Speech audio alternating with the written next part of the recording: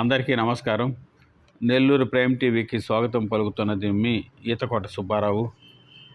ఈరోజు ప్రముఖ రచయిత, సుప్రసిద్ధ కథకులు పెద్దుపట్ల సుబ్బరామయ్య గారి గురించి వారు చెప్పిన 4 అభిప్రాయాలు మనం ఈరోజు విందాం.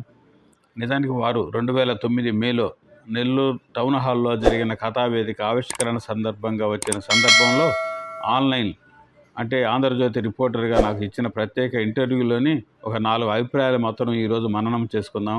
మనందరం దాని గురించి కూడా ఒక్కసారి వారి అభిప్రాయాలను గౌరవిస్తూ ఈ 4 అభిప్రాయాలు మనం విందాము. వారు ఏమంటున్నారంటే, వారి మాటల్లోనే చెప్పాలంటే, కళింగాంధ్ర, రాయలసీమ, తెలంగాణ నుంచి మంచి కథా సాహిత్యం వస్తుంది. కథా వస్తువు కూడా మంచి వైవిధ్యంతో పాఠకుల ఆదరణ పొందుతుంది. కోస్తాలో పెరిగిన కార్పొరేట్ సంస్కృతి వలన ఆలోచనలు మారాయి. షేర్లు, రియల్ ఎస్టేట్ సంస్కృతి వాస్తవికతను చంపేస్తున్నాయి. అందువల్లనే కోస్తా నుంచి బలమైన కథలు రావటం లేదు. తెలంగాణ, రాయలసీమ, ఉత్తరాంధ్ర వైపు సమస్యలు ఎక్కువ. సమస్యల నుంచే కథలు పుట్టుకొస్తున్నాయి అంటారు.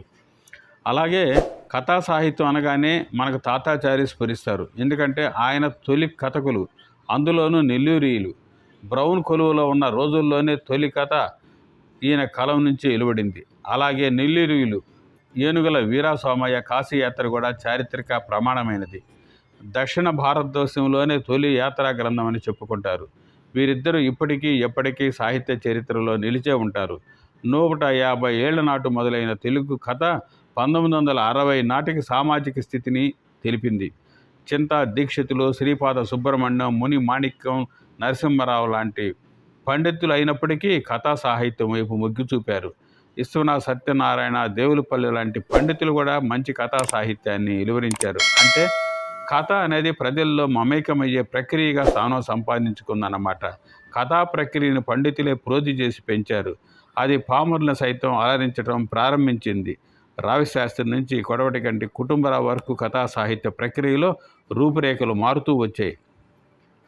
1960లో సామాన్యుల బతుకు చిత్రాలు, కన్నీళ్లు, కడగండ్లు వస్తువుగా తీసుకోవడంతో కథా సాహిత్యం ప్రజలకు చేరువయ్యింది.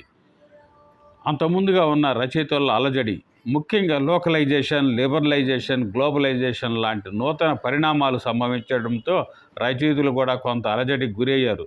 సమాజంలో ఒక్కసారిగా సంభవించిన పెను మార్పులతో రచయిత దిశ మారింది. 1990 నుంచి కథా విధానం పూర్తిగా మారిపోయింది. అంతకుముందు ఉన్న ప్రేమ, భావామృతుల రచనలు, హాస్యం పేరుతో వెకిలి కథలకు కాలం చెల్లింది. జీవితానికి దూరంగా నడిపించే కథల వలన కథా సాహిత్యం ప్రజలకు దూరమైంది. జీవితం, సమాజం, సంఘానికి సంబంధించిన వాస్తవిక పరిస్థితుల ఆవిష్కరణ వైపు కథాగమనం ప్రారంభమైంది. ఇదొక శుభ పరిణామం. ఈ నూతన సామాజిక స్పృహ పాఠకులకు కథకు చేరువ చేస్తుంది. ఈ కథ మనకి భారతీయ స్థాయిలోనూ అంతర్జాతీయ స్థాయిలోనూ తెలుగు కథ గుర్తింపు వస్తుంది.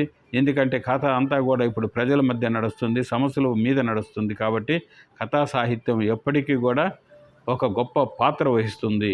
అలాంటి కథా సాహిత్యాన్ని మనం అందరము అందిపుచ్చుకోవాలా అని అంటారు మన సుప్రసిద్ధ కథకులు పెద్దుపట్ల సుబ్బరామయ్య గారు. అలాగే వారు నెల్లూరు గురించి ఒక మాట అంటారు. స్వాతంత్రం వచ్చిన ఏడాది నెల్లూరులోనే ఉన్నాను. మా నాన్న ఇక్కడ అంటే Nellore railway station master. Nellore, Penna అనేది ఒకప్పుడు నందనవనంగా అనిపించేది. ఇప్పుడు చూస్తుంటే భయానక పరిస్థితి నెలకొని ఉంది అని ఒక ఆందోళన కూడా వ్యక్తపరిచారు నెల్లూరు గురించి. కానీ ఈరోజు 4 వాక్యాలు, వారి 4 అభిప్రాయాలు మనం ఈరోజు అంటే పెద్దుపట్ల సుబ్బరామయ్య గారి అభిప్రాయాలు తెలుసుకోవడం ఆనందంగా ఉంది. మీరందరం కూడా ఈ అభిప్రాయాలను షేర్ చేసుకుంటారని నమ్ముతున్నాను. ఈ వీడియో నచ్చితే లైక్ చేయండి, కామెంట్ చేయండి, షేర్ చేయండి, సబ్స్క్రైబ్ చేయండి. ఇలాగే నెల్లూరు ప్రైమ్ టీవీని ఆదరించండి. నమస్తే, మీ ఈతకోట సుబ్బారావు.